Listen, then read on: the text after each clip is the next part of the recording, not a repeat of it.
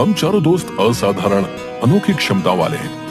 मैं अदृश्य हो सकता हूँ और किसी को कहीं भी टेलीपोर्ट कर सकता हूँ। मुझे किसी की परवाह नहीं। हाँ, मैं कुछ ही सेकंड में पूरा भंडारा खा लेने का दम रखता हूँ। मुझसे भला किसी का क्या मुकाबला। हाँ, वो तो तेरा पेट देखकर लगता ही है। मैं तो किसी भी चीज को हवा में उड़ा सकता हूँ। दुश्मन मेरे सामने पक्षी बन जाते हैं। मैं तो प्रकृति को ही नियंत्रित कर सकता हूँ। वो हाथ उठाता है और तेज बारिश होने लगती है। सब लोग भीग जाते हैं। तभी वहाँ पर एक गरीब औरत आती है। मेरी मदद करिए, आप लोगों के पास कमाल की शक्तियाँ हैं। मेरा बेटा खो गया है, मेरी मदद करें। अरे जाओ, पुलिस में रिपोर्ट लिखवाओ। पुलिस वालों ने कहा तूफान का मौसम है, इस समय पहाड़ पर जाना असंभव है। तभी आपकी बातें सुनी कि आपके पास शक्तियाँ हैं। मेरी मदद कीजिए वरना मेरा बेटा खो जाएगा। आज तक किसी ने हमसे मदद नहीं मांगी, क्यों ना आज इसकी मदद कर दें। ठीक है, तुम बताओ, तुम्हारा बेटा कहाँ से गायब हुआ था? सोनगिरी की पहाड़ियों से। चंदन सबको टेलीपोर्ट करके वहाँ पहुँचा देता है। औरत हैरान हो जाती है। हाय दैया, हम यहाँ कैसे आ गए? चंदन भैया, हमारा बेटा यहीं पर था कि तेज तूफान आ गया और बेटा गायब हो गया। अरे वाह, यहाँ तो मीठे फल हैं। चलो, मेरा काम तो हो गया। लगता है यहाँ भयानक तूफान आया था, तभी तो इतने सूखे पत्ते जमीन पर हैं। अरे, कुएं से आवाज आ रही है। लगता है तुम्हारा बेटा अंदर गिर गया है। वह हाथ ऊपर करता है। पानी की तेज धार कुएं में जाने लगती है।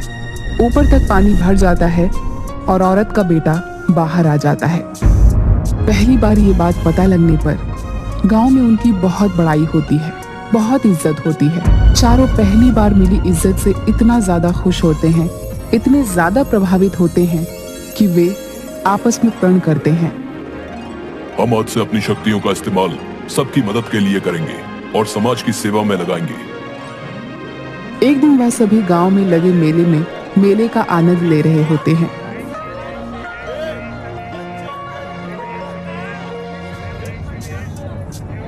तभी अचानक एक आदमी भागते हुए चाट के ठेले की तरफ आता है। भैया, मुझे इससे बचा लो। ये हर बार मेले से मेरी चाट मुफ्त में खाकर चला जाता है और ठेला यहाँ खड़ा करने का पैसा भी वसूलता है। तैयार हो जाओ, हमारी विचित्र शक्तियों का सदुपयोग करने का समय आ गया है। चिंता करने की कोई बात नहीं है। इसे तो मैं चाट के ठेले के साथ ही निकल लूंगा। मैं ठेले को अपनी जगह से 1 इंच भी नहीं हिलने दूंगा। जग्गी चोर पर ओलों की बारिश कर देता है। रोहित चोरों को पकड़ लेता है और चंदन उन्हें जेल में टेलीपोर्ट कर देता है। चंदन, आशीष, रोहित और जग्गी, तुम लोगों ने बहुत अच्छा किया। ये चोर 2 सालों से जेल से भागे हुए हैं। हम कब से इन्हें पकड़ने की कोशिश कर रहे थे। तुम्हें महाराज की तरफ से इनाम मिलेगा। इसके बाद सेनापति महाराज को सारी बात बता देते हैं। अगले दिन महाराज उन्हें मिलने के लिए बुलाते हैं।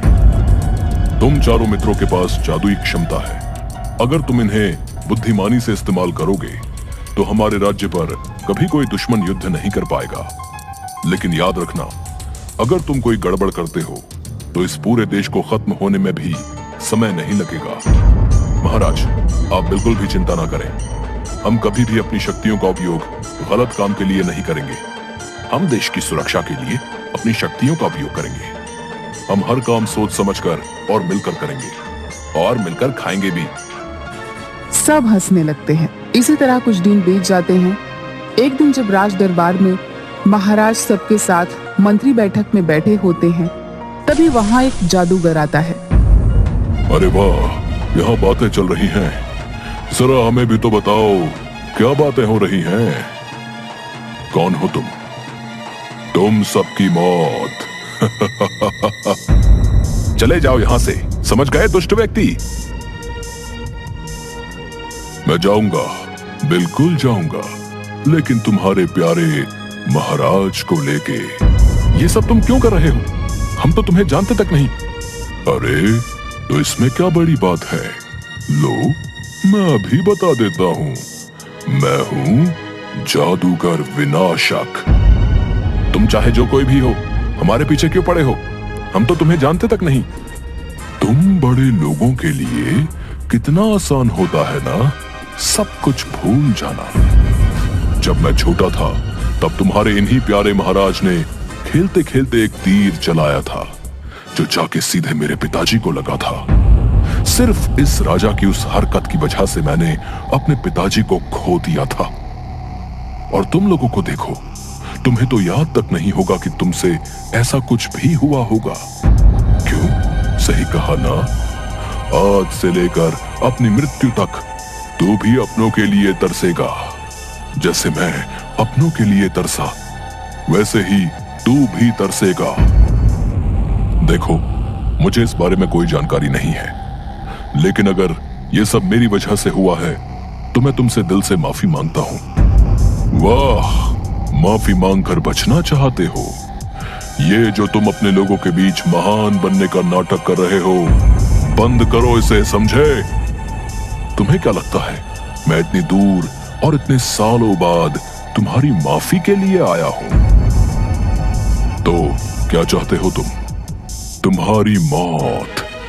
जैसे मैं अपने पिताजी के लिए तरस रहा हूं, वैसे ही तेरे लोग भी तेरे लिए तरसेंगे। जबान संभाल के बात करो जादूगर, वरना आज तुम्हारा आखिरी दिन होगा। तुम मारोगे मुझे? शक्ल देखी है अपनी? इतनी देर से देख रहा हूं, बड़े उछल रहे हो। लगता है तुम्हें सबक सिखाना ही पड़ेगा। बड़ा आया मुझे मारने वाला, अब घूमता रहे हर जगह। ऐ सुनो, तुम में से कोई भी मेरा मुकाबला नहीं कर सकता, समझे? और ना ही तुम्हारे वो चार मूर्ख जो उन मामूली सी शक्तियों के बल पे उछलते रहते हैं। मैं महाराज को कैद कर लूंगा, देखो उसे कैसे बचाते हैं ये चार जोकर। चंदन सफलतापूर्वक महाराज के साथ अदृश्य हो जाता है। तभी वहां पर वो चारों आ जाते हैं। हम मूर्ख हैं तो तू महामूर्ख है, समझा? एक ही बार में खा जाऊंगा तेरे को, समझा? और डकार भी नहीं लूंगा। ओ मोटे, पहले अपना पेट संभाल, तब बोलियो। बोल कम, थूक ज्यादा रहा है। आशीष हवा का एक बवंडर बनाता है। जादूगर विनाशक तेजी से उड़ता हुआ ऊपर चला जाता है।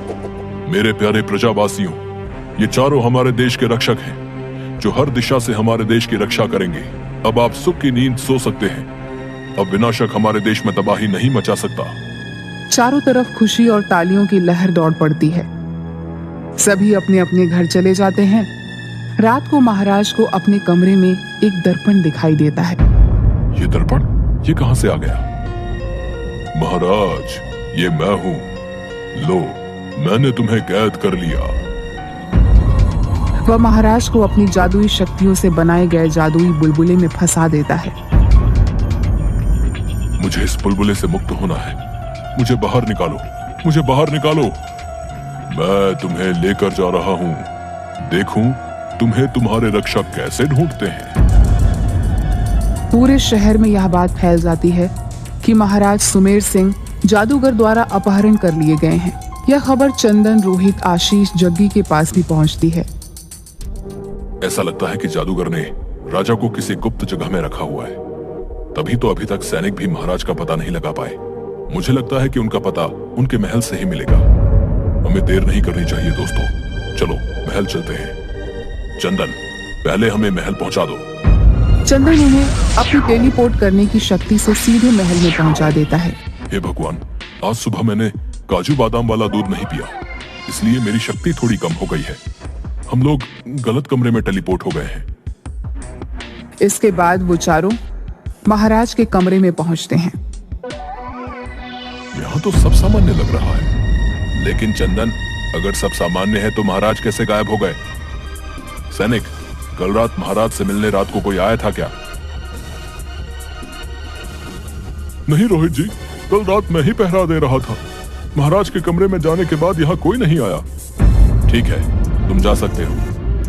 कुछ तो है जो हम नहीं देख पा रहे हैं। पूरे कमरे की जांच करते हैं एक बार। कुछ तो ऐसा मिलेगा जिससे हम महाराज तक पहुंच पाए। चंदन, हम टेलीपोर्ट नहीं हो सकते क्या? सीधे वहां। मैं बस टेलीपोर्ट वहीं तक कर सकता हूँ जहाँ का मुझे पता मालूम हो। अब क्या करें यार? तभी जग्गी का हाथ पास रखे शीशे पर पड़ता है और शीशा उसे अपने अंदर खींच लेता है। अरे ये जग्गी कहाँ चला गया अब? अरे गया होगा किसी काम से। तुम अपना काम करो, हमें जल्दी ही पता लगाना होगा कोई सुराग, समझे? तभी चंदन अपना चेहरा शीशे में देखता है और उस शीशे को हटाने की कोशिश करता है, लेकिन जैसे ही वो शीशा छूटा है वो भी शीशे के अंदर चला जाता है। अब ये कहाँ चला गया? सैनिक, तुमने चंदन और जग्गी को बाहर जाते हुए देखा? नहीं, मैंने उन दोनों को बाहर जाते हुए नहीं देखा। मैं सारा वक्त यहीं खड़ा था, यहां से कोई बाहर नहीं गया। मुझे ऐसा क्यों लग रहा है कि वो दोनों भी महाराज की तरह कहीं गायब हो गए। जरूर अभी भी यहां कुछ ऐसा है जिससे हम महाराज तक पहुंच सकते हैं। सुन जरा इधर आ, क्या हुआ? ये देख, महाराज के कक्ष में पहले ही कितना बड़ा शीशा है, तो फिर यहाँ ये दूसरा शीशा क्या कर रहा है? इसके बाद जैसे ही दोनों शीशे के पास जाते हैं वैसे ही शीशा उन्हें भी अपनी ओर खींच लेता है। जैसे ही रोहित और आशीष शीशे के अंदर पहुंचते हैं वे देखते हैं कि वहां पर पहले से ही चंदन और जग्गी एक जादुई शुतुरमुर्ग से लड़ रहे हैं। मेरी शक्तियां काम नहीं कर रही, हम गायब भी नहीं हो सकते। क्या तुमने मुझे शक्तिशाली जादुई शुतुरमुर्ग को चुनौती देने का साहस किया? रोहित हंसी का जादू चलाते हुए शुतुरमुर्ग को हंसा देता है और वो बेतहाशा हंसने लगता है। हंसी का जादू चलाते हुए अब तब तक हंसते रहो जब तक हमारा काम खत्म नहीं हो जाता। आशीष तेज बवंडर बनाता है और शुतुरमुर्ग हवा में उड़ जाता है। जग्गी एक तितली को बुलाकर शुतुरमुर्ग का ध्यान भटकाती है। शुतुरमुर्ग तितली का पीछा करने लगता है और वो चारों कमरे में बने छेद के अंदर चले जाते हैं। अब हमें खुद ही यहाँ से निकलने का रास्ता ढूंढना होगा। ये देखो, यहाँ सीढ़ियां हैं जो अंदर जा रही हैं, लेकिन अंदर का दरवाजा दिख रहा है जिस पर ताला लगा है। इस ताले की चाबी ढूंढनी होगी। जग्गी, तू कुछ कर सकता है क्या? रुक, मैं देखता हूँ। आंखें बंद करता है। मैं जानता था तुम लोग मुझे बचाने जरूर आओगे।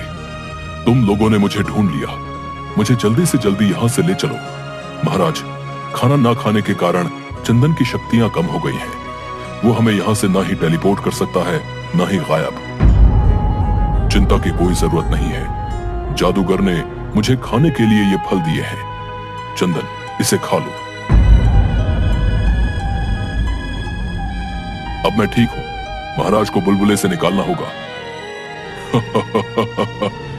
तुम सब मरोगे। महाराज को बचाने आए हो, अब तुम सब मरोगे।